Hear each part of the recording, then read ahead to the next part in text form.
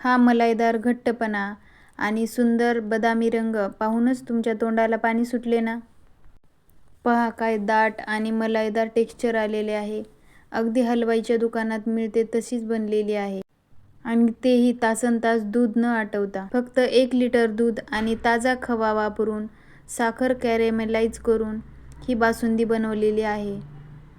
तर व्हिडिओ कुठेही मिस न करता शेवटपर्यंत पाहत राहा, कारण की मी यामध्ये छोट्या छोट्या टिप्स सांगितल्या आहेत. तर सगळ्यात अगोदर मी एक जाड बुडाची कढई गॅसवर ठेवलेली आहे आणि दूध टाकण्यापूर्वी आपण 4 चमचे त्यामध्ये पाणी टाकलेले आहे. पाणी खूप जास्त टाकू नका, फक्त 2 ते 4 चमचे टाकायचे, कारण पाणी टाकल्यामुळे दूध तळाला अजिबात चिटकत नाही. आता हे दूध मी अगोदरच 2-3 वेळेस तापवून घेतले होते, त्यामुळे त्याच्यावर अगोदरच मलाई जमलेली होती. आता तिकडे दूध उकळत आहे, तोपर्यंत आपण खवा छान दुधामध्ये मिक्स करूया. तर इथे मी 1 लिटर दुधासाठी साधारण 100 ते 150 ग्रॅम खवा घेतलेला आहे. खव्यामध्ये दूध ओतून आपण स्मूथ अशी पेस्ट बनवून घेऊया. सुरुवातीला मी हे सर्व खव्याचे खडे हातानेच फोडून घेतले आहे, कारण चमच्याने ते फुटत नव्हते फ्रीजमधला खवा असल्यामुळे. तुम्ही चमच्याने किंवा हाताने किंवा मिक्सरवर पण ही पेस्ट बनवू शकता.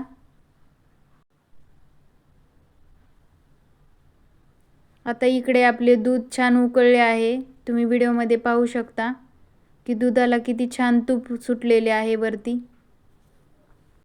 बासुंदी बनवण्यासाठी अगदी असेच दूध आपल्याला पाहिजे आहे, फुल फॅट मिल्क.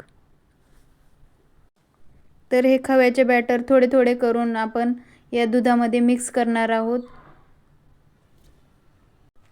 सतत हलवत हे खव्याचे बॅटर आपण यामध्ये मिक्स करूया.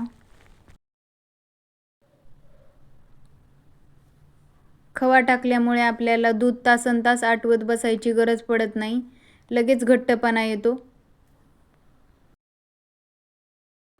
दुधामध्ये खवा मिक्स केल्यानंतर दूध आपण कमी गॅसवर उकळायला ठेवूया.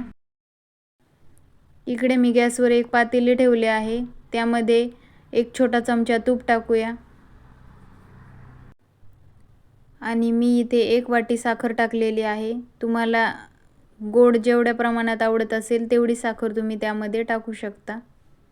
पण बासुंदी थोडीशी फिक्कीच असते, जास्त गोड नसते, त्यामुळे मी इथे फक्त 1 वाटी साखर वापरलेली आहे.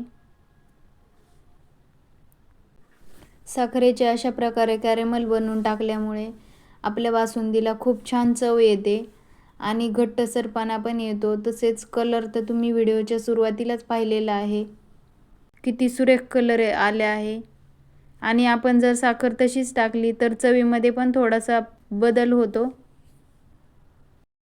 परफेक्ट हलवाई स्टाईल किंवा लग्नामध्ये बनवली जाते तशी बासुंदीची चव द्यायची असेल तर अशा प्रकारे साखर कॅरेमल करून टाकून पहा. आणि साखर अशी थोडी लिक्विड स्वरूपात आली की नंतर आपण हे उकळत्या दुधात हळूहळू मिक्स करणार आहोत.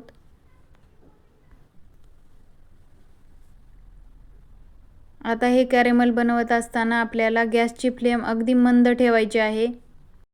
लक्षात ठेवा, कॅरेमल दुधामध्ये मिक्स करत असताना दूध उडू शकते, त्यामुळे जरा जपूनच त्यामध्ये टाका. आणि हे लगेच थंड झाल्यानंतर पातेल्याला चिटकू शकते, त्यामुळे ते लवकर लवकर टाकून सतत हलवत राहायचे आहे. जसे जसे गरम होईल तसे तसे यातले सर्व खडे फुटून जातात. जे साखरेचे खडे तुम्हाला दिसत आहेत ते सर्व खडे फुटून जातात. तुम्हाला जर हे साखरेचे कॅरेमल बनवायला कंटाळा येत असेल तर तुम्ही तशीच पण साखर टाकू शकता. आणि जर कॅरेमल बनवत असाल तर त्यावेळेस आपल्या गॅसची फ्लेम अगदी कमी ठेवायची आहे आणि सतत हलवत राहायचे आहे, कारण साखर जळू शकते. त्यामुळे आपल्याला सतत हलवत हे कॅरेमल बनवून घ्यायचे आहे. आता इथे मी 5-6 काजू, 5-6 बदाम याची पावडर बनवून टाकलेले आहे, तसेच विलायची पावडर पण टाकलेली आहे.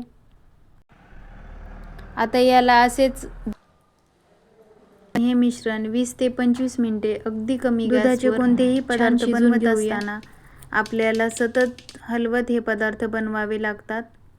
नाहीतर असे होते की नजर हटी दुर्घटना घटी, असंच काहीसं होतं. कारण इकडे तिकडे गेलं तर दूध लगेच उतू जाते किंवा दुधाचे काही दुसरे पदार्थ आपण जर बनवत असू तर ते जळू शकतात.